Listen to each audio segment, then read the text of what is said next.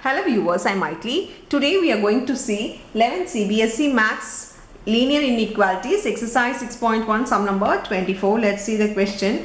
Find all pairs of consecutive even positive integers both of which are larger than 5 such that the sum is less than 23. That given is even positive integers, the two consecutive even positive integers. Let the even positive integer be x, 2x. Positive integer be 2x.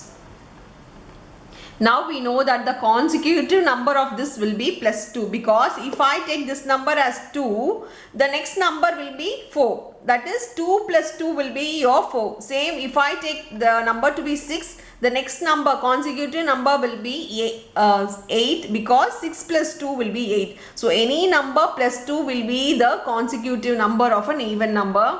So consecutive number is equal to 2x plus 2. Now the first given is both of which are larger than 5. So the given number is larger than 5. That means 2x is greater than 5. So your x will be greater than 5 by 2. So value of x should be greater than 5 by 2. Similarly 2x plus 2 is greater than 5. So 2x is greater than 5 minus 2. 2x is greater than 3, x is greater than 3 by 2. There are two conditions we have got it, that is x is greater than 5 by 2. That is x is greater than 2.5, here x is greater than 1.5. We have found two conditions of x. The same way the next one it is given, the sum is less than 23. Sum means adding the number and its consecutive number. It is less than 23.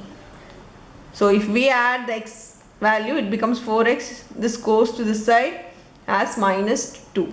Now 4x is less than 21. X is less than 21 by 4. If we divide 4 5s are 20. 0.4 2s are 8. So 5 point something. X is less than 5.2. Now seeing all the condition, let me draw a number line. If this is minus infinity, this is plus infinity, the given numbers are 1, 2, 3, 4, 5, 6. The given value here is x is greater than 2.5. Greater than 2.5 means after 2.5, that is after 3, because it is a whole number after 3. And x is greater than 1.5. So 1.5 means after 2. It is greater than after 2.